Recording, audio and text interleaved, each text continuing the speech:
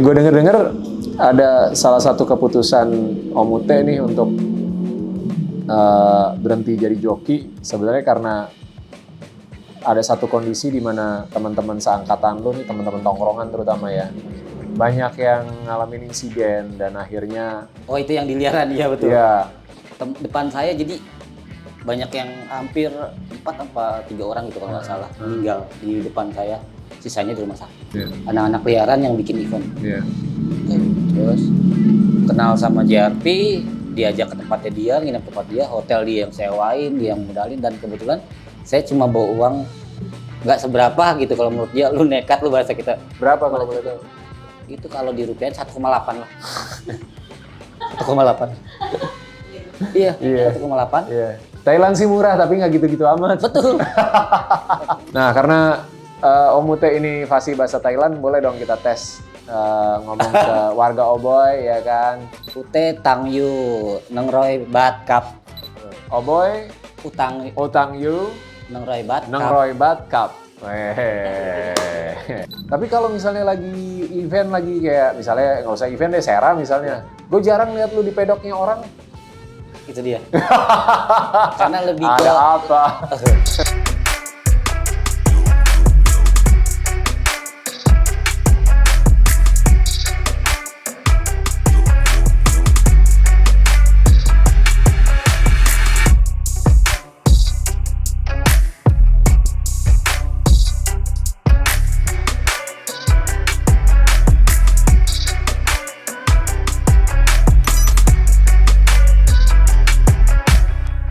Warga Oboy, akhirnya nih setelah berabad-abad ya kita balik lagi di Oboy Garage.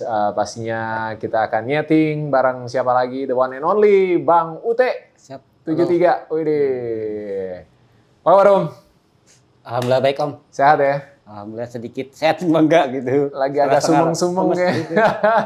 Ini karena banyak yang diurus. Cuaca mulai hujan-hujan dan kesibukan juga padat ya kan. Kemarin baru balik dari Malaysia 2 minggu lalu ya. Dan langsung padat lagi karena persiapan lagi.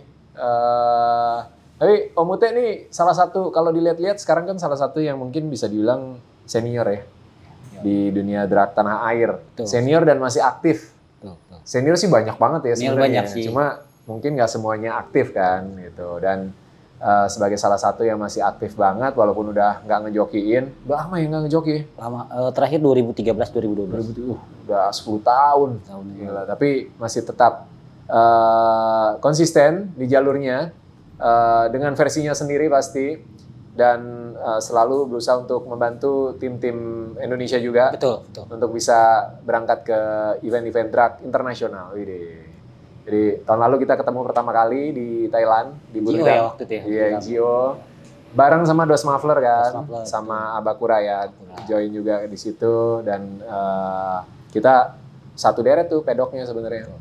Gue sempat main, kalau teman-teman ngikutin di channel YouTube Desinatria tuh, ada momen gue lagi ngobrol sama Om Ute, ternyata Ebon nih waktu itu ya. Waktu Ebon nyeting motor. Ebon nyeting nyalain motor, itu gue beneran kaget itu.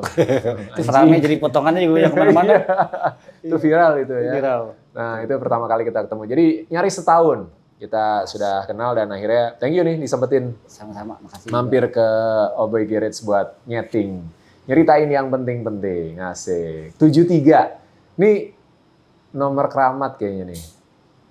Sebetulnya sih awalnya karena dari nomor senior saya sebelumnya kan dia 37. Oke. Kebetulan saya banyak info dari dia, masukan dari dia cara bawa motor. Dia bisa dibilang guru saya dulu lah. Oke.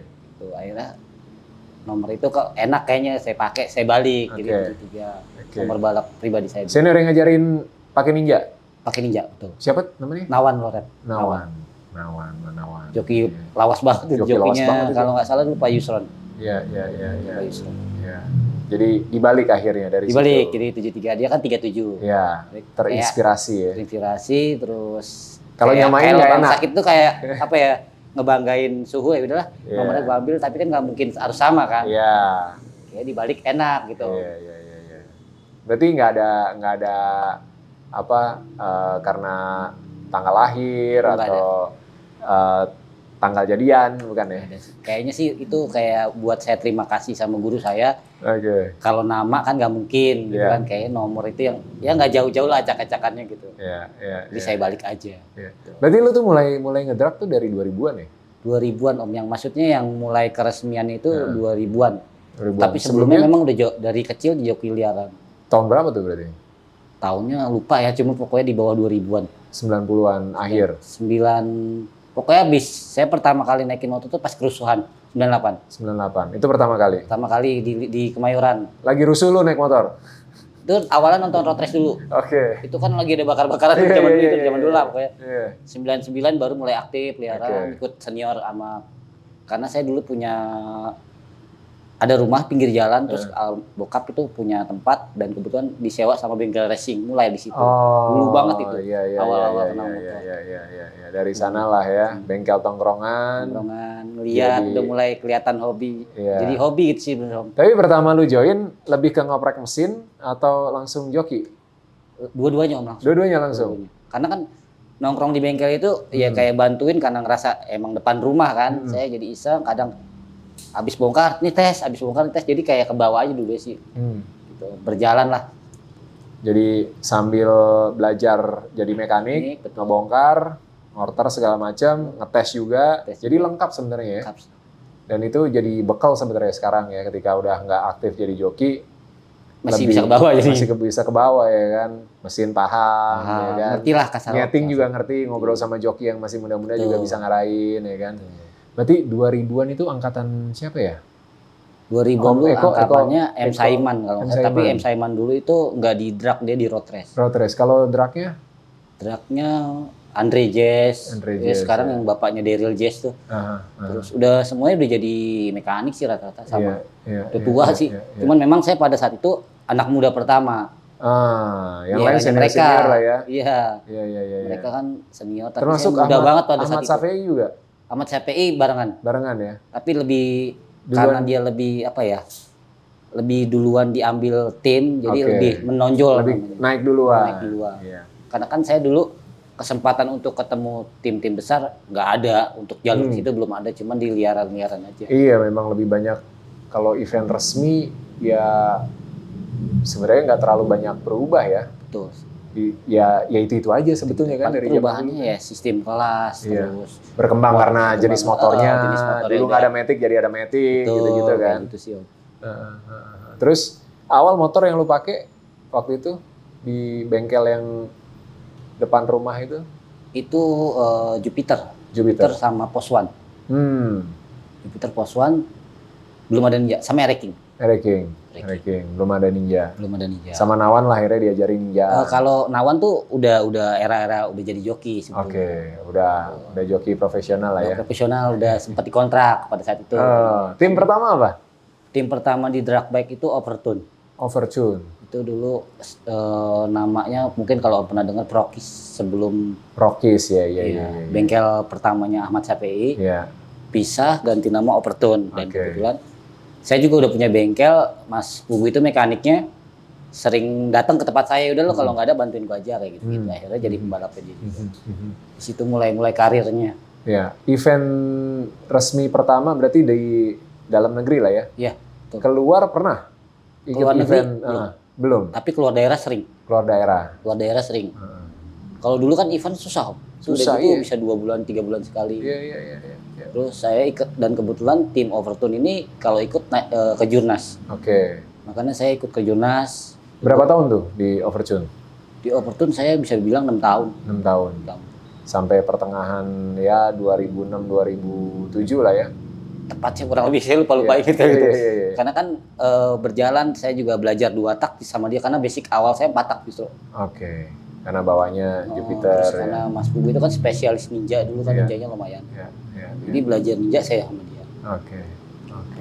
Nah, 2000-an baru mulai benar-benar terjun. Serius, betul. Serius. 2012-an udah stop. Cuma 12 tahun tuh pendek banget loh. Karena memang dulu event tuh sepi, Om. Iya, tapi kan sesepi-sepinya event ada aja liaran lagi rame-ramenya. Kalau liaran memang tapi habis setelah balap itu tetap jalan liaran. Cuman kalau di itunya enggak sih, di resminya. Karena mungkin di era 2012 itu kan tim-tim udah mulai banyak yang collab. Iya. Ya ada era. Tapi kalau balap sesekali 2 kali, bisa kayak join, masih. Benar-benar terakhir turun start itu kapan? 2013. Itu stop, maksudnya stop sebagai saya joki profesional ya, tapi selang setahun tuh kayak iseng mau balap, ada sesekali sih, cuman saya nggak anggap itu balap karena saya cuman kayak udah hobi gue ikut-ikutan mau menang mau enggak. Apa alasan utama memutuskan untuk benar-benar mengurangi aktivitas sebagai joki? Karena mulai tertarik di dunia, pengen ngorek sendiri, pengen punya bengkel sendiri. Terus sempat juga pindah ke tim road race. Iya. Tim Honda gitu. Sempat ke road race. Turun juga sebagai joki juga? Enggak. Jadi mekanik. Jadi saya waktu itu di tim road race-nya Ultra Speed. Masih di Jalan Panjang, tim Honda. Iya. Itu gabung sama Mas Kupret. Sekarang dia di Honda RT. Kebetulan saya langsung kerja juga di situ kan. Karena mau pelajarin eranya ECU. Masuk ECU itu ya. ECU tuning. Iya. Kalau nggak salah tuh ECU Eraser belum keluar, saya udah riset sama Ultra Speed itu. Itu yang sekarang jadi keluar booming rame. Itu sebelumnya masterpiece-nya saya sama Ultra Speed yang bikin. Gue denger ada salah satu keputusan Om Ute nih untuk berhenti jadi joki sebenarnya karena ada satu kondisi di mana teman-teman seangkatan lu nih, teman-teman tongkrongan terutama ya, banyak yang ngalamin insiden dan akhirnya itu yang diliaran, iya betul. Iya. Depan saya jadi banyak yang hampir 4 apa 3 orang gitu kalau nggak salah meninggal di depan saya, sisanya di rumah sakit. Itu dalam satu insiden? Dalam satu race. Dalam satu race. Itu diliaran ya Om. Iya. Dulu kan depan rumah saya tuh track. Ya. Depan rumah saya persis track, makanya setiap Sabtu, hari Jumat malam Sabtu itu pasti saya ikut. Karena banyak bengkel-bengkel dari mana-mana ya. Saya sebenarnya nggak kenal, cuman karena ada yang temennya ini bawa motornya setting gitu. Zaman dulu kan pembalap itu sangat susah, Om. Pada saat itu nggak kayak sekarang jamur. Sekarang banyak banget. Iya, jadi dulu, kayak saya tuh kayak ibaratnya tuh kayak ngerental pembalap lah. Ini baru jadi nyobain. Ntar 2 kali 3 kali dibayar. Jadi cari uangnya begitu sih waktu itu. Balap, iya. Jadi saya nggak tahu itu mekanik siapa dan motor siapa, cuman karena kita naluri pembalap udah nggak peduli Om. Karena kita yang penting bawa, dia minta masukan motornya kurang ini, udah dia pulang besok minggu depan dia balik lagi, bang udah dirubah. Kalau bahasa anak zaman dulu ngamen. Cuman ngamennya tuh ngetes motor orang. Dan akhirnya terjadilah insiden itu. Jadi itu terus mikir kayak memang sejarah saya amit-amit ya Bang Bayi. Selama saya jadi joki sampai sekarang belum pernah ngerasain jatuh. Belum pernah sampai ada insiden apapun sampai. Tapi berarti itu lu lagi nonton atau lagi race juga? Jadi saya kan dulu kan kalau zaman dulu nggak kayak sekarang kan dua-dua dulu ramean. Jadi dia jalan, saya jalan, di belakang persis ada mobil box muter, dia kayaknya lagi nunduk nggak tahu naik motor Satria, pas ngeliat udah terbang ke atas. Udah libur 2 bulan 3 bulan. Terus zaman Setu belum jadi. Jalan tol yang Cijago ya apa sih? Situ Setu belum jadi. Sama di situ juga terbang juga ngajar penonton. Kalau saya itu pas udah putar balik. Habis saya putar balik, itu juga saya hampir kena. Gitu. Cuma saya kebetulan lari. Kayak diingetin nih ketiga kali kayaknya udah nggak bener ya udah nggak mau. Udah di situ lo. Sama ya terakhir adalah yang kayak keributan zaman dulu kan masih main tangan Om. Dari situ ya pokoknya mentok. Iya. Ada oknum lah yang nggak saya bisa ceritain di sini. Bikin saya stop dah gitu doang. Iya. Dan itu yang akhirnya bikin Om Ute berhenti benar-benar jadi joki, ngurangin lah ya. Ngurangin sih waktu itu. Memang kalau nggak berat-berat banget, misalkan emang bengkel saya dulu yang lama, bengkel tongkrongan pembalap yang nggak bisa, saya harus turun. Tapi cuma lebih mungkin berkurang waktu. Akhirnya ya bermain-main sendiri, nyeting sendiri, malah nyetingin motor pribadi. Tapi nggak joki, maksudnya bikin nyeting, ntar tinggal kasih pembalap main. Ya. Itu 2013, 2014 lah ya berarti. Di bawah-bawah itulah. Karena ya. kan memang saya ini gini Om, dulu tuh di beberapa bulan itu nggak di setek di tempat itu kan saya orangnya kemana-mana. Ntar bisa ke Kohan lah, bisa ke siapa lah. Jadi teman saya banyak pada saat itu. Jadi kalau kita jabarin cerita, kayaknya banyak banget. Gitu. Tapi ini menarik nih, apa yang barusan dibilang, suka muter gitu kan, Yeah. gabung, ngumpul segala macem. Yeah. Tapi kalau misalnya lagi event lagi kayak, misalnya nggak usah event deh, Sera misalnya, gue jarang lihat lu di pedoknya orang. Itu dia. Karena lebih ke Ada apa? saya semua teman support, semua teman saya hampir semua bengkel saya suka sharing dan mereka juga suka sharing sama saya. Yeah. Tapi pada saat namanya udah event itu kan udah lain cerita Om. Saya nggak mau mihak, saya mau netral jadi cuma lihat aja sebatas gitu. Iya. Kecuali kalau lu bawa tim ya itu tanggung jawab lu. Pribadi. Lu sama mereka gitu kan. Karena memang sampai saat ini pun saya support hampir semua bengkel-bengkel yang main gitu. Ya cuman ya support sharing, kadang part yang saya punya informasi terbaru dari daerah luar, ini ada ini. Tapi kan kadang ada karakter mekanik pengen silent tertutup. Iya. Nah, dari perjalanan lu sebagai joki nih, kalau lu bisa nandain gitu ya, prestasi terbaik lu tuh di mana tuh? Entah liaran, entah yang benar-benar profesional. Di profesional. Di profesional. Saya pernah juara umum 155 dan yang terakhir saya dipanggil eranya dulu kalau pernah lawan yang saya paling bangga tuh lawan Dr. Heri Agung, lawan mobil bengkel Polomas saya pakai Yamaha YZ pakai nos. YZ pakai nos. Pakai nos dan dulu dijulukin YZ orang Indonesia pertama di 2 tak yang pakai nos. Edan. Jadi saya YZ 2,5, saya custom jadi motor drag. Dan mesinnya juga udah, kalau nggak salah bayarin mesinnya pembalap cross siapa yang orang Bandung, Dadang tuh. Iya Dadang. Iya, Dadang. Terus Aib Dadang. Bekas bengkel Aib Dadang itu dulu dibeli. Berapa duit tuh habis tahun segitu?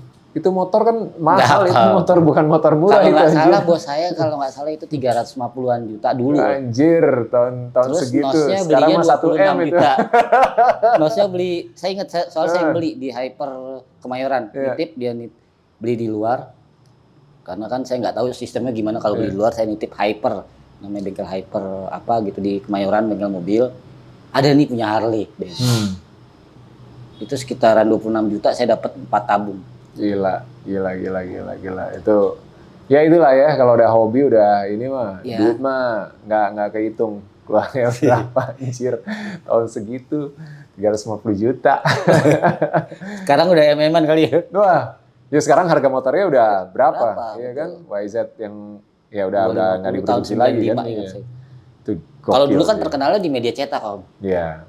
Media cetak itu dulu emang sering ada di mana-mana. Tuh. Iya. Karena di era digital sekarang banyak yang ada yang nggak tahu, ada yang nggak kenal. Iya. Dulu mah semua ya benar media cetak, belum era digital kan, belum era sosial media. Kalau boleh sharing nih sama warga Oboy nih, di liaran taruhan paling gede lo menang berapa?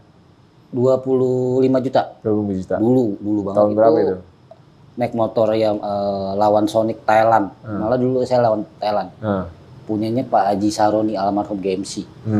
Yang bawa ya dulu mekanik bengkelnya M Saiman FDR. Terus saya bawa motor. Main di mana tuh? Di Taman Mini. Taman Mini Edan. Itu rame Om, penuh orang. Itu tengahan pinggirannya itu katanya tembus hampir cepek apa kata. Belum ada tuh. Viral belum ada ya kan, tapi ngumpul semua orang. Tapi enaknya dulu abis main ya kita nongkrong bareng. Nggak masing-masing gitu. Iya. Ya sekarang juga kalau yang dekat pasti nongkrong ya kan, ketemu bareng, makan bareng ya. Itu aja sih yang paling liaran saya. Kalau yang lainnya sih masih ya kayak ngamen-ngamen yang 5 juta, yang 2 juta kayak gitu. Iya. Nah, setelah akhirnya memutuskan jadi mekanik, terus ada banyak perjalanan lah ya pastinya, gabung sama tim Honda juga gitu kan. Gimana awal mula ceritanya sampai akhirnya bisa ke Thailand? Awal mula ke Thailand itu emang itu udah, karena kan dulu saya kalau dulu anak warnet ya, anak nongkrong warnet, YouTube itu buat saya tontonan. Kenapa dulu saya kan emang hobi dari drag tuh udah lama banget kan. Jadi nyari drag bike gitu. Keluar itu Thailand, FCCI namanya. Pengen, mulai dari situ tuh pengen berapa tahun. Ya karena udah dibulatin pasti kesana. Ya nekat Om sebetulnya. Berangkat sendiri?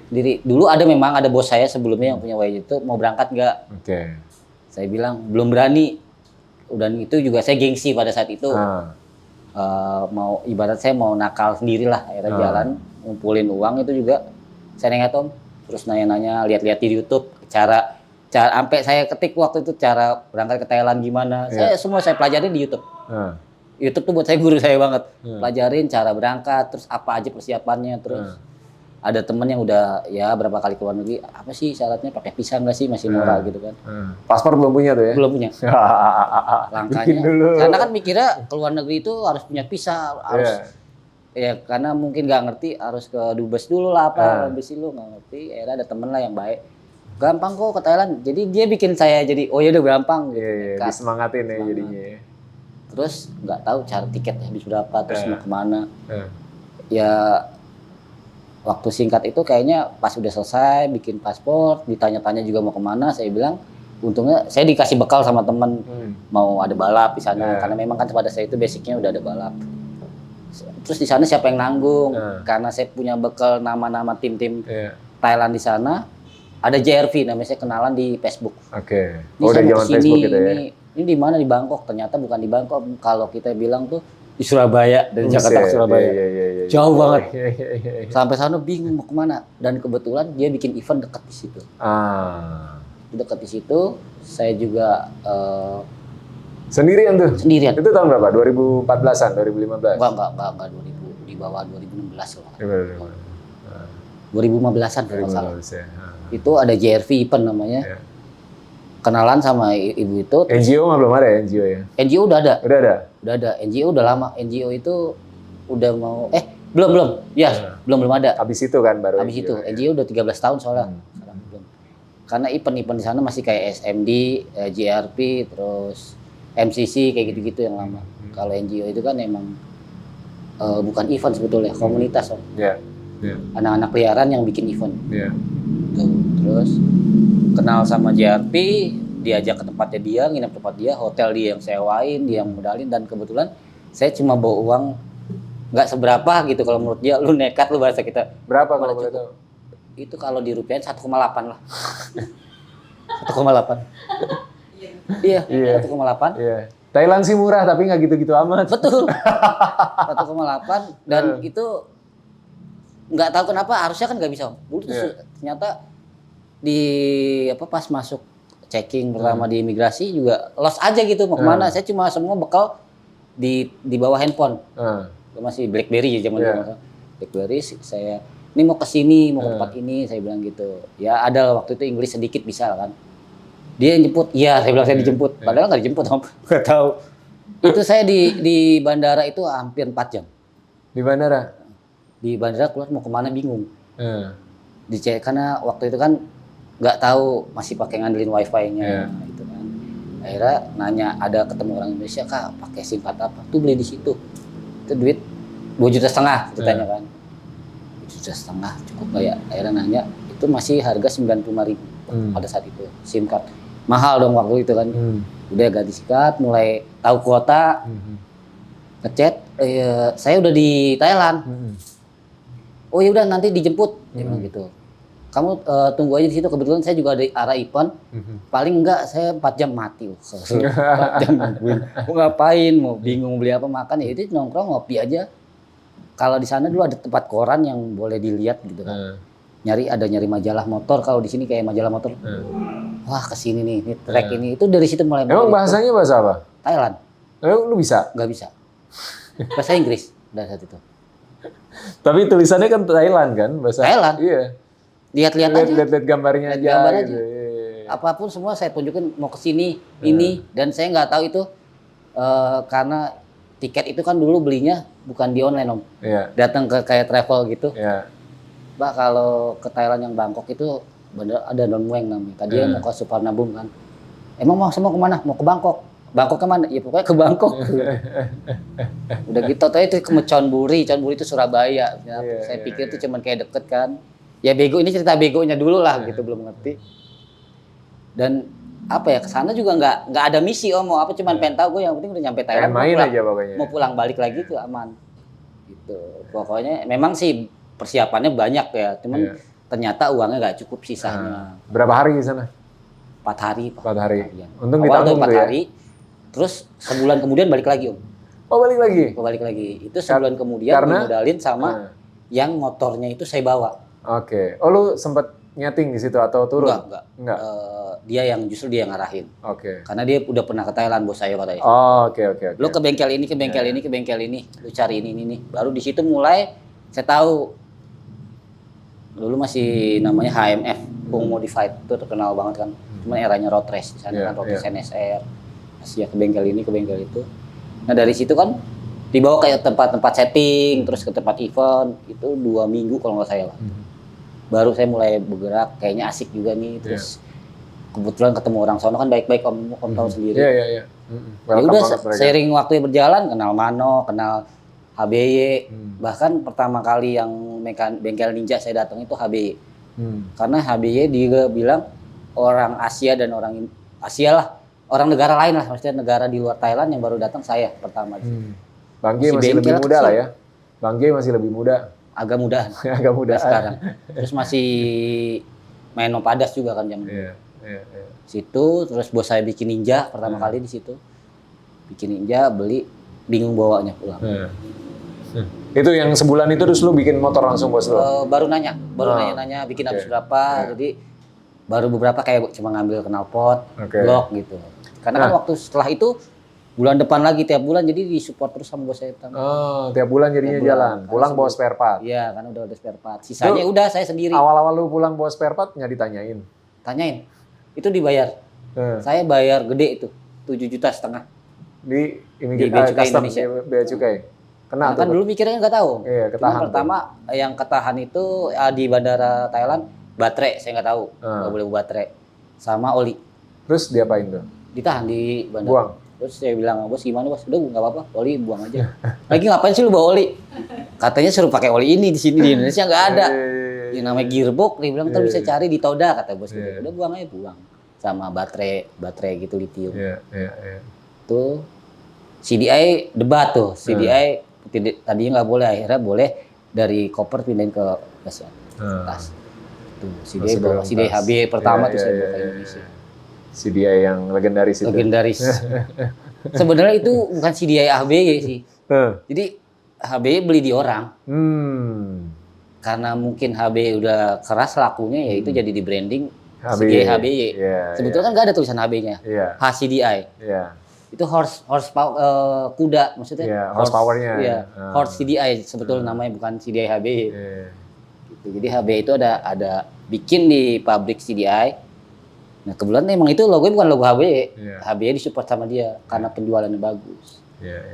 Itu awal ceritanya. Dari sana lah ya. Iya.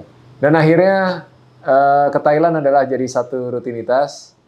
Jadi karena nyaman om, karena nyaman dan menghasilkan. Menghasilkan banget. Iya kan? Menghasilkan banget. Lo berarti bisa dibilang salah satu orang pertama yang bawa masuk spare part racing. Enggak juga, ada MC, ada pendahulunya pada saat itu. Cuman memang nggak sekeras. Karena gini, yang berangkat duluan itu bukan mekanik bos. Jadi kayak toko-toko aja. Kalau saya mungkin mekanik, jadi lebih paham kebutuhannya. Wah ini laku, wah ini bisa request. Mungkin ya saya nggak tahu ya. Mekanik pertama sekali yang saya bawa spek-spek baru di Thailand, saya ke Indonesia. Dan itu berjalan terus, akhirnya jadi bisnis. Jadi bisnis. Punya speed shop sendiri. Mantap. Ngumpulin sendiri. Ya perjalanannya sih apa ya, rumit sih bilang banyak. Gitu. Iya. Dan dari situ belajar bahasa Thailand. Bahasa Thailand. Gini fasih. Kalau saya hitungannya fasih kan lo? Fasih sih enggak, cuman tapi bisa lah. Itu berapa tahun lo belajar? Pas tahun ketiga sih. Tahun ketiga baru belajar. Akhirnya ngomong. Ya. Karena kan kalau enggak terbatas kalau orang Thailand juga bahasa Inggrisnya nggak bagus. Iya. Malah saya karena bahasa Inggrisnya justru kurang, dia kurang, saya paksain. Tapi memang karakter saya om. Saya di mana tempat bahasa baru cepat nangkep sih. Misalkan kayak ke Jawa, sebulan aja saya bisa bahasa Jawa. Bisa bahasa Jawa. Linguistiknya bagus berarti. Linguistiknya bagus. Iya. Dan saya tahu orang itu ngomong itu. Paham. Orang itu jawabnya harus sebenarnya ini. Itu yang paling penting kan. Iya. Kita sama-sama paham mau bahasanya mungkin ya salah-salah kurang, dikit, ada yang kurang, ada mungkin dannya atau tidaknya nggak ke bawah, tapi yang penting paham, nyambung. Iya. Apa yang dia bicarakan dan saya ngerti dan saya bicarakan dia ngerti. Nah, karena Om Ute ini fasih bahasa Thailand, boleh dong kita tes ngomong ke warga Oboy ya kan. Kita kasih apa ya kalimatnya ya ini. Mungkin. Jangan dong, malu Om. Jangan dong. Biar urusan mulus, boleh dong pinjam 100 tapi bahasa Thailand. Waduh. Apa ya? Susah tuh Om. Biar urusan mulus ya. Biar urusan lancar ya kan, biar urusan lancar mulus kan sama aja. Atau yang biasa kalau misalnya lu lagi di sana yang biasa diomongin apa? Nyeting motor nih. Nggak bisa itu sih. Ute tang yu nengroy bat kap. Gitu sih. Itu jadi itu utangku tuh kan uang. Boleh saya pinjam? Ute utang bukan utang ya. Otang tulisannya. Otang yu nengroy bat. Kap gitu. Jadi kayak kita boleh pinjam 100 kayak gitu sih. Mantap. Malu sebenarnya. Saya lebih baik jadi ada tanya jawab lebih sekali lagi. Ute otang yu nengroy bat kap. Ute utang yu nengroy bat. Nengroy bat 100.000 bat. Oh, 100.000. 100 bat, sorry. Oke. Berarti kalau gue ngomongnya Oboy. Oboy utang yu nengroy bat kap. Itu bahasa kayak kita tuh pinjam dulu 100 tapi tapi kalau dipanjanginnya panjang banget ya. Bahasa sehari-harinya ya, bahasa gaulnya, bahasa gaul ya. Kalau dia jawab misalkan nggak ada memitang. Jadi nggak ada. Memitang Ya. Gitu. Berarti besok kalau misalnya ada yang pinjam 100 jawabannya memitang. Keren, misalkan kayak Amrayon nelpon, bos, transfer, memitang, dia pasti paham, nggak punya duit. Gitu. Nah, nanti Ebon kalau ngomong-ngomong minta duit ya kan, memitang. Kalau memi itu kata-kata nggak punya Om, nggak bisa dan sama nggak mau. Kalau udah itu dai bisa. Ya. Pantesan sering mereka dai gitu ya. Medai. Cai bisa, kalau dai itu lebih orang tua yang udah seumuran. Kalau cai itu kita anak muda. Cai. Makanya kayak kita ke orang tua nggak pantas. Tapi kadang-kadang dia ngerti karena kita bukan dia tuh bukan keturunan Thailand, jadi dia paham. Boleh orang luar tuh ngomong itu, tapi kalau sesama itu nggak sopan. Iya. Harus dai berarti. Lebih ke kap. Kap itu artinya paling sopan. Baik. Kap. Kayak HB ngomong, teh bla bla bla kap. Oke, iya gitu ya. Ya, itu udah paling baik kap. Kalau cai kan bahasa kayak kita, ya. Nih perjalanannya Om Ute kan nggak semua orang bisa ngelewatin ya. Betul. Berawal dari joki, maksudnya gini, di satu area yang sama, anak mudanya kan bukan lu doang. Betul. Tiba-tiba ada bengkel yang buka, kebetulan aja itu tempat bokap kan ya. Iya. Terus lu ikut nongkrong di situ, akhirnya ngulik mesin, akhirnya bisa nyeting juga, jadi joki, terus memutuskan akhirnya fokus di mekanik dan dunia racing gitu kan, dan akhirnya berangkat ke negara dengan ketidaktahuan gitu kan. Parah itu. Iya. Tapi kan ketidaktahuan parah, minimal paling enggak kan lo ngerti di sana harus budget berapa. Dan alhamdulillah itu di bos JRP itu dia ngasih seingat saya 2.000 bat. Tambahan buat pegangan dan diantar kemanapun sama anaknya. Jadi sih sebetulnya saya cuma survei, jatuhnya survei, besoknya balas dendam. Tapi kan saya nggak ada modal pada saat itu. Ada bos bantu support, udah lo kesini sini. Di pantai. Nah dengan lo akhirnya bisa berani berangkat, terus ada yang support juga gitu ya, dan akhirnya bisa punya speed shop sendiri. Ini kan semua yang lo ceritain tuh, ya mungkin nggak gampang buat dijalanin. Betul. Tapi kan masih lancar-lancar aja nih. Udah nggak bawa duit ke Thailand, ada yang jemput, ada yang bayarin hotel ya kan. Balik lagi ada bos yang support gitu. Tapi boleh dong ceritain naik turun kehidupan lu tuh kayak gimana sih sebenarnya, titik terendah lu selama berkarir itu ada di mana dan kapan? Sebenarnya kalau titik karir itu dari awal-awal ya. Karena saya memang dari kecil ditinggal almarhum nyokap itu umur 6 tahun kalau nggak salah. Dan kebetulan bokap juga kan punya workshop gede mobil. Di situ mulai berantakan tuh keluarga kita tuh mulai berantakan, bokap juga udah nggak fokus, anak-anaknya udah nggak kurus. Saya Sebetulnya sih saya udah yang anak nakal yang nggak jelas kemana arahnya, terus ngerasain yang nggak punya duit, terus pernah mau ngerokok itu bantuin temen itu punya kayak zaman dulu kan koran apa sih agen koran, saya ikut dia jualan, bantuin, ya pernah sempat ke ya apa ya kalau masa sulit udah dari awal sih sulit sih Om. Sulit pertengahan sini terus yang paling parah lagi kemarin COVID kemarin ke Thailand nggak bisa. Terus mobil hilang. Berarti nggak ada barang jualan tuh ya? Iya, hilang. Terus sampai pisah sama mantan istri. Sampai pisah karena faktor ekonomi lah. Itu habis-habisan. Nggak punya, ditinggal temen, nggak ada masukan juga kan, masih utang sana utang sini. Ya punya uang ya buat nutupin utang jadi kan. Ya kalau nggak bisa disebutin semua sih, ya parah lah. Cuma udah ngerasain semua sih. Makanya saya punya prinsip. Saya nggak pernah takut buat nyoba hal yang baru karena saya tahu dari yang kemarin tuh hal baru buat sebelumnya. Cuman saya memperbaiki gimana jadi saya sekarang lebih baik dari kemarin aja sih. Berarti kemarin pandemi salah satu setelah awal-awal ya, setelah masa kecil yang mungkin berat gitu ya. Yang paling terus berat sih di pandemi. Bangkit pandemi kemarin nih paling berat. Bos saya bangkrut, motor dijualin ke Haji Putra semua, ada 12 motor. Itu kan saya dapat gaji kan. Kaget Om, biasa orang udah dimanja sama bos, kita nggak tahu ya, udah dimanja sama bos, masukannya aman, tiba-tiba di close putus gitu, motor sejual seadanya aja berapa, kita kena pajak, kena ini, collab semua kan pada saat itu Om, awal COVID pertama tuh, nggak jelas, udah saya tuh ngamen lagi Om, ngamen lagi ke bengkel-bengkel orang gitu, sempet, kan saya bengkel sempat berapa kali bengkel tuh nggak buka, dan sedangkan saya situ kan masih sewa. Jadi nutupin buat itu aja sampai ngalahin bayar tempat, terus pemasukan ke rumah tangga jadi kurang, jadi berantem. Biasalah itu ekonomi lah intinya gitu. Ngerasain sih. Tapi akhirnya seiring berjalannya waktu semua bisa ditata kembali. Iya, karena itu pun setelah balik lagi ke Thailand. Makanya saya kenapa suka ke Thailand itu bukan saya ngerasa dihidupin dari Thailand. Kalau saya setiap ke Thailand tuh saya kayak punya nyawa baru lah. Punya risetan terbaru. Terus karena di sini memang untuk saya jadi mekanik 100% banget di Indonesia ini saya beranikan di branded saya mekanik belum banget karena memang saya tipikalnya masih sharing, kumpulin, belajar riset sekali udah, jadi masih cari-cari terus. Itu berarti lo pertama kali pasca pandemi ke Thailand sebelum NGO udah sempat berangkat? Yang ke Thailand tahun lalu?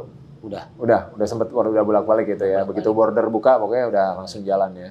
Sebelum ke Covid juga udah berangkat. Cuma kan pas Covid itu sempat stuck dulu saya. Pas abis Covid, maksudnya sebelum NGO lo udah jalan lagi kan? Ya. Dan disitulah pelan-pelan mulai. Itu tadi gara-gara kenal Haji Putra, kenal lagi main motor, dia beli motor saya. Terus Haji Putra bikin event, ada juara di IDW atau apa. Saya ditunjuk karena udah saya sering kesana. Iya, udah pengalaman lah ya. Tapi kenapa lo, maksudnya kan di Indonesia juga ada beberapa bengkel yang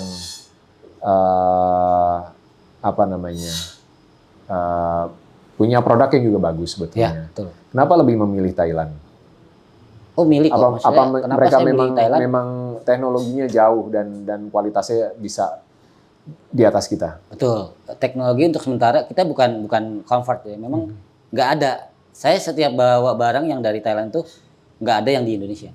Contoh hal kayak saya bawa blok FFA pertama yang pakai blok trace itu nggak ada di Indonesia. Saya jualin udah mungkin lebih dari 30 biji itu. Bahkan Kohan juga pernah sempat beli, cuman memang nggak selewat saya. Terus teman-teman kayak yang lain daerah Jawa tuh hampir beli dari saya semua. Untuk dikembangkan. Iya. Jadi memang ada diferensiasi produk juga ya. Karena banyak mekanik yang mau barang tersebut di Indonesia udah riset sih mereka udah riset duluan. Tapi kan ada yang trouble bocor, ya terus nge-gym lah apa segala macam. Sementara itu produk Thailand itu yang masih paling worth it lah, masih paling bagus lah. Secara kualitas mereka masih leading ya. Dari bahan apa segala macam. Nah, sedikit balik ke the lowest momennya Om Ute nih. Pada waktu itu problem pasti pelik banget lah ya. Ngerebet kemana-mana, bahkan sampai sama istri juga bermasalah gitu ya, sampai harus pisah gitu. Siapa yang tetap tetap ada di dekat lu, yang tetap support lu siapa? Ada nggak? Kayaknya diri sendiri deh. Diri sendiri. Diri sendiri. Apa asisten mekanik kayak apa? Nggak ada, temen-temen Cabut semua. cabut semua. Walaupun dukungannya dia nggak secara mulai cuman ya support by Moral media lah ya. sosial aja. Ya, support moral. Ada sih satu temen tapi nggak, ya buat saya sih bukan support, cuman nemenin ya karena emang nongkrongnya sama dia doang gitu. Sama dia, ya. Tapi kalau untuk secara material nggak ada. Nggak ada ya. Bahkan saya pun minjem uang itu susah pada saat itu. Karena semua orang juga Ya. mungkin kondisinya sama kurang lebih ya, sama-sama susah. Nggak ada, benar-benar diri sendiri. Makanya sampai saat ini kenapa saya berdiri tuh nggak ada anak-anak lama, nggak ada apa. Memang mereka yang akhirnya jadi nggak enak. Pada saat UT jatuh, begitu sekarang UT lagi enak, gue mau deketin pun jadi kayak sungkan, malu. Sungkan, ya. Padahal kalau saya sih never mind, maksudnya ya enjoy aja. Ya. Mau datang ke saya silakan, nggak datang ya udah, saya nggak pernah. Ya. Itu sih. Dan akhirnya sekarang banyak teman-teman baru gitu. Ya. Yang oke lah buat saya gitu. Memang kadang kita diuji ketika lagi susah ya. Betul. Ya, Jadi dan kelihatan kok kalau saat kita ya memang sih dasarnya memang saya dari susah ya, tapi kan sesusah-susahnya kita ya seenggaknya ada sahabat atau teman yang dampingin yang saya sih terpada lah. nggak berharap tergantungan sama sahabat juga, karena kan dia juga punya urusan. Iya. Pada saat itu kan kita rata, semua kena masalah, Iya. bukan pribadi. Tapi memang kenyataannya nggak seenak waktu saya jadi pembalap dulu tuh kayaknya kayak berasalah jadi orang pembalap yang dibangga-banggain orang tuh kayaknya cari kayak rokok aja kita nggak usah beli, terus ditelepon lu di mana nongkrong yuk. Sekarang malah kita nyari temen, lu di mana dulu waktu itu? Oh gue lagi ini dulu, jadi nggak ada. Kalau dulu saya tidur aja pun melek udah ada anak-anak nongkrongan, kasarnya dulu gitu, udah kayak gula lah sama semut. Ya itulah roda kehidupan ya. Betul. Selalu berputar dan kita nggak pernah tahu siapa yang akan stay bareng sama kita. Betul. Atau kita akan stay sama siapa. Betul. Ya, jadi ini pelajaran yang bagus sebetulnya. Nah, di dunia drag ini kan selain kita ngomongin soal race-nya kan biasanya ada kontes-kontes juga. Betul. Ini Om Ute main juga di custom ya? Custom. Kalau kontes itu saya sih berapa bulan sempat kerja di bengkel Harley, Om. Oke. Sempat di bengkel Harley, itu batu loncatan dari setelah saya vakum di jadi pembalap. Udah bosan lah, sempat ada bosan, udahlah mau kerja di tempat kayak konvensional biasa gitu. Akhirnya dapat malah ke bengkel Harley yang custom, modified gitu, ada dekat rumah juga nggak jauh. Nggak lama sih situ, cuman tetap kayak apa ya, dibagi cabang, racing kadang dia ke racing, jadi dibagi-bagi minggu perjalanan. Makanya saya kayak bikin rangka sendiri, ngecat sendiri, bikin tangki sendiri. Hampir semua saya kerjain. Dan situ pernah ikut kontes. Di kayak chopper lah, kayak dulu kan eranya. Makanya kalau untuk passion, saya lahirnya dari situ. Kalau untuk racing, jadi saya tuh bisa dibilang semuanya saya jalanin sih, Om. Semua bisa ya? Bukan semua bisa, tapi semuanya dijalanin, diikutin. Gitu. Terus sempat juara umum juga? Sempat juara umum. Kapan tuh? Juara umum apa nih yang custom? Oh, custom enggak. Custom enggak? Cuman juara yang biasa. Yang di Mobifest? Mobifest kemarin. Kemarin juara mutlak. Itu kelas baru. Dari Motoville Fest ke juara 1. Di apa ya sih, drag concept. Drag concept. Drag concept. Kenapa saya ikut itu, karena saya ikut regulasinya dulu, baca regulasi. Arahnya kemana? Di situ kan ada penjelasan. Detail, terus inovasi, sama apa lagi gitu. Jadi saya ambil momen-momen yang saya tahu, karena di dunia kontes itu yang dicari.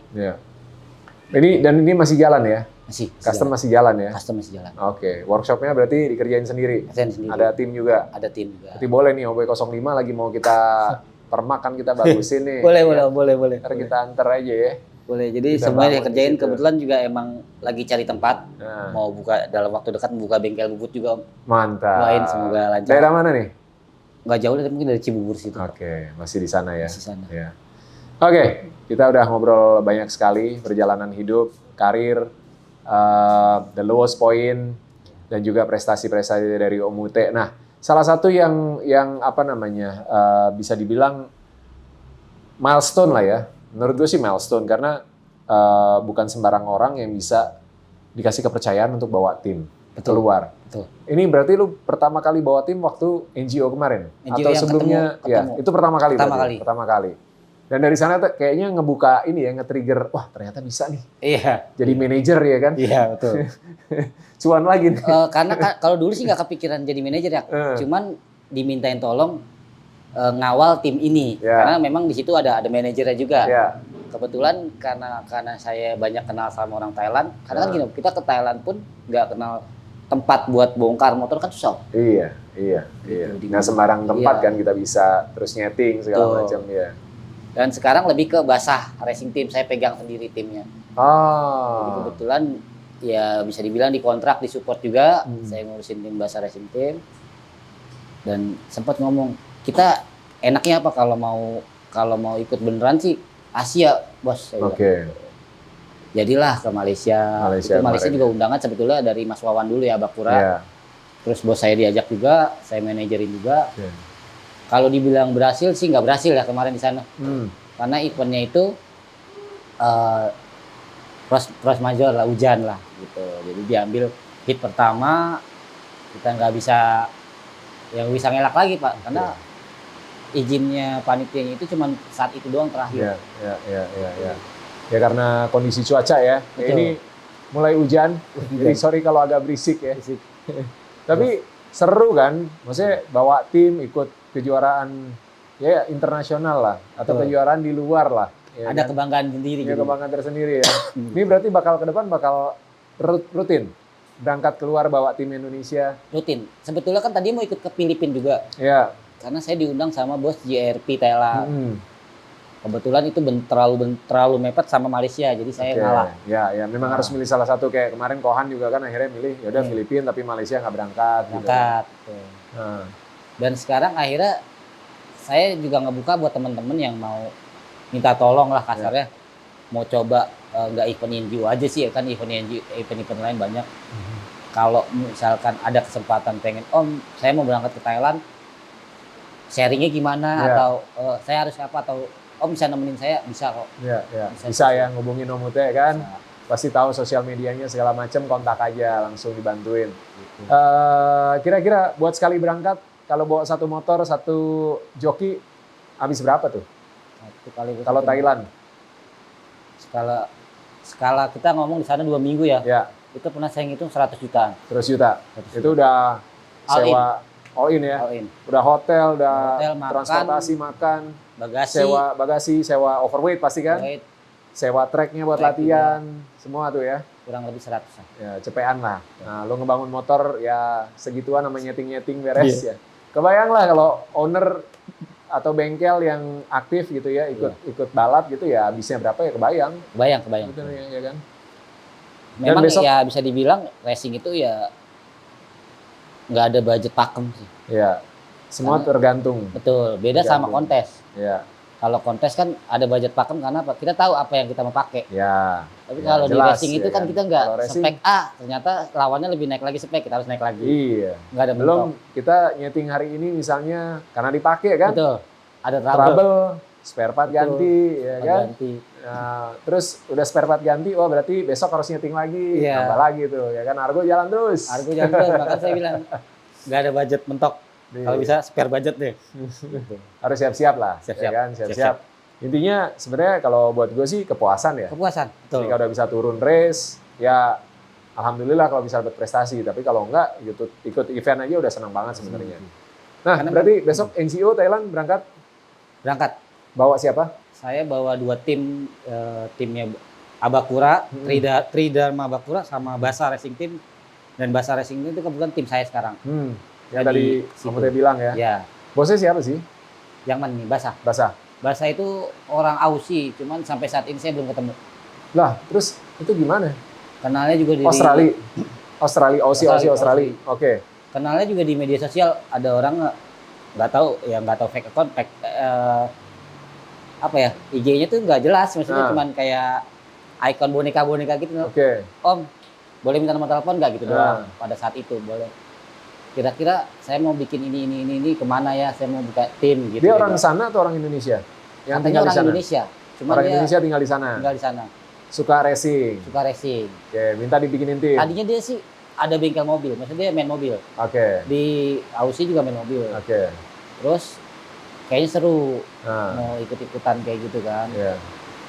Dan nanti kita diketemuin sama teman saya di Jawa ada saya ketemu temennya, tapi nggak terlalu dekat juga sih, jarang ketemu. Semua by phone semua. Agak ajaib ya. Ajaib. Ada sampai bos saat ini kayak saya gitu. belum ketemu bosnya. Iya, buang duit aja. Tapi mungkin dia muncul tapi juga nggak bilang ya. Saya bilang. Tapi saya kagetnya saya pikir bercanda Om. Biasalah di DM itu macam-macam orang nanya. Tahun pertama saya ditransfer sama dia sekitar 100 jutaan. Nah, itu buat apa? Motor. Bangun motor? Iya. Oke. Sekarang orang nggak pernah ketemu, ya kasarnya saya bingung kan, orang mau konsep apa. Dan dia nggak tahu konsepnya drag tuh gimana, cuma dia ya pengen punya motor drag, dia bilang gitu kan. Ini gara-gara nonton Oboy 05. Bisa aja nih, gara-gara Oboy juga nih ke bawah. Mungkin gara-gara lihat tim Tekno juga nih, nyetim. Seru juga nih kayaknya nih gitu kan. Artis-artis udah main. Tapi memang dia jujur sih ngeliatnya di media sosial. Dan komit. Komit, ya. Itu yang paling penting lah ya. Oke. Target besok ikut kelas apa aja berarti?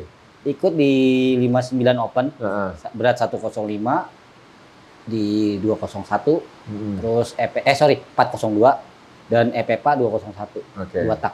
Itu yang basahnya. Ya, basah. Kalau Abakura? Abakura 201 semua. 4 tak. 4 tak super open. Super open. Ya. Ketemunya Sonic Bumerang Seat. Wih, ngeri itu kelas. Dan kebetulan, kebetulan kan di sana nggak boleh join Om. Iya. Jadi kita juga harus milih kelas yang pas. Iya. Karena kita ngerasa pembalap kita cuma boleh 1 kali bawa dan itu nggak boleh 1 motor 2 orang. Iya. Karena kita bawa 4 joki, 4 motor. Siapa aja joki yang diajak besok? Yang sementara ini saya masih mengandalkan Jerry, terus sama Wildan.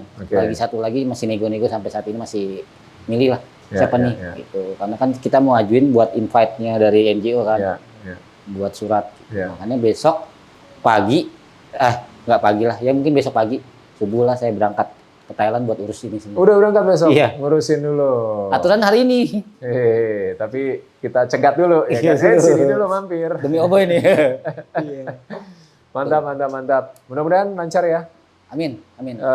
Semua persiapan di sana juga mudah-mudahan bisa masuk ya 5 besar, 3 besar lah ya kan. Itu udah keren banget. Sebetulnya sih kita untuk datang ke sana itu udah sangat kebanggaan juga, karena nggak gampang, brother. Buat ke sana itu prosesnya susah. Mungkin Om juga pernah ngerasain sendiri ya, beratnya tim Tekno berangkat sana gimana. Dan sebenarnya itu adalah kesempatan yang bagus banget buat joki. Betul. Bener-bener mereka ngerasain nggak semua orang dapat kesempatan seperti itu. Ya, seperti itu gitu kan. Dengan sistem yang mereka bangun itu keren banget sih. Jadi joki yang dapat pengalaman di sana pasti dia bisa dibilang itu satu langkah buat dia naik kelas lagi. Naik kelas. Dan naik grade lah gitu. Iya. Nah, kalau Malaysia udah, Filipina tinggal nunggu waktu lah ya. Thailand juga udah. Nih kan ada saudara kita juga dari Frindapan yang yang apa ya, mereka juga ternyata ngikutin gitu. Mungkin ngikutin dari Thailand, ngikutin dari Indonesia juga gitu. Dan mereka punya habits juga lah di dunia drag. Pengen nyobain nggak ke sana? Ada sih Om, pengen. Itu gara-gara HBY sih. Iya. HBY cerita banyak motor yang dia bikin e-racking buat orang Frindapan. Kebetulan pas saya ke sana sama teman-teman dan diliput juga ada di beberapa YouTubernya Gondrong channel tuh. Itu kebetulan orang Frindapan. Di sana rame dan itu lu datang ke negara gua dan boleh juga sih kayak. Iya. Kalau modelan nih kayak lu yang lu ceritain sih, gue yakin mah nyampe sih. Kalau jujur kalau saya orangnya gini Om. Apa ya? Saya jangan dikasih tahu dulu kalau itu bahaya. Jadi saya tuh orangnya bodo amat gitu. Cobain dulu aja. Cobain aja dulu. Sebelum saya ngerasain sendiri udah saya kapok. Tapi kalau baru diceritain orang, jangan ke India lu nanti ada kayak gini-gini.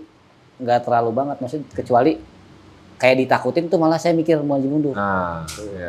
Kalau saya sih gas terus. Ya bisa lah. Gas India mah gampang ya kan. Paling ngalepin di deportasi biar dipulangin. Ini mungkin satu pertanyaan terakhir. Kalau kita bicara, gue selalu tanya ini sama banyak orang, sama baik mekanik, owner, teman-teman yang berkiprah di dunia drag, termasuk para joki ya kan. Kalau ngelihat event-event di Indonesia kan sebenarnya udah lumayan lah ya, udah lumayan. Tapi kan kalau kita bisa ngelihat secara kemasan, NGO itu mungkin harus kita akuin lah sebagai salah satu kiblat yang apa ya, harusnya bisa kita implementasikan di sini. Betul. Tapi kalau lo ngelihat lebih gampang kita bikin event sendiri yang seperti itu atau kerja sama NGO untuk organize eventnya di Indonesia? Kayaknya kita harus sendiri dulu. Sendiri dulu. Kalau untuk datangkan mereka itu sangat gampang, buat saya sangat gampang. Gampang, ya. NGO tuh menawarkan ke saya, lu mau join nggak? Saya sempat beberapa cerita, dia bilang. Tapi dia memilih sirkuit. Oke. Gua nggak mau di jalan raya, Yeah. gua nggak mau di bekas landasan yang menurut dia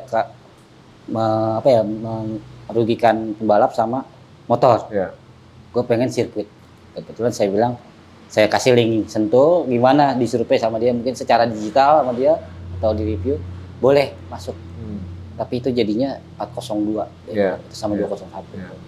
Saya bilang, saya ada rencana mau itu biar ngasih euforia yang beda di event yang udah ada. Karena kan kita beda banget nih sama dia, Om, sistemnya nih. Berseberangan gitu. Yeah. Jadi pengennya ya udah nanti saya bikin dulu, kalau memang nanti kayaknya kurang kemasannya kurang, dia mau undang dia datang. Dia mau datang kok. Mantap. Berarti ada rencana juga bikin event ya? Harus, Om. Harus. Bukan ada rencana, karena tujuan kita keluar gitu kan di event orang kayak kok negara gua nggak ada kayak gini gitu. Gitu, Om. Iya. Iya, dan artinya kalau Om Ute bakal bikin event ini semakin rame, karena kita tahu lah kalau yang udah rutin dan skalanya mungkin bisa dibilang nasional lah ya. Ada IDW, IDC ya kan. Terus kemarin gue sama Om Ergus kan bikin mendadak drag. Itu ini yang event hura-huranya lah. Terus di Jabodetabek ada street race. Nah, kita memang perlu figur-figur, sosok-sosok yang into dan concern sama event sehingga bisa semakin bersaing dengan positif kan. Kalau makin banyak kita juga pengen kasih yang terbaik buat peserta kan. Jadi itu akan semakin meningkatkan lagi kualitasnya. Jadi mudah-mudahan semua rencana-rencananya dikasih jalan, dikasih kelancaran. Balik lagi semuanya ya pasti ada hitung-hitungan bisnisnya, tapi ujung-ujungnya kita pengen ngangkat juga kan. Ngangkat, karena kita memanjakan inilah Pak. Kita jangan terlalu, sebetulnya bukan melulu kita ngelihat negara lain, boleh kita ngelihat negara lain. Kalau saya sih sebetulnya buat pelajaran sih, Om. Jadi saya biar teman-teman saya yang nggak punya kesempatan ke Thailand itu bisa merasakan. Gitu di negara kita sendiri, kebetulan di daerah kita sendiri, kayak gitu sih. Kayak Om mulai mendadak-dadak kan itu kan jadi kayak punya semangat baru, kayak mereka ngerasa dihargain, dikasih wadah, dikasih tempat untuk dia jauh lebih berkembang dari sebelumnya sih. Itu sih tujuannya. Transfer knowledge, transfer experience semuanya ya kan. Karena nggak semua punya kesempatan yang sama, dan sebagai orang-orang yang beda nih kalau di apa namanya Akpol di kepolisian ada namanya pohon terkenal. Jadi yang paling beda, paling kelihatan, ya itu ditandain tuh pasti. Pohon terkenal.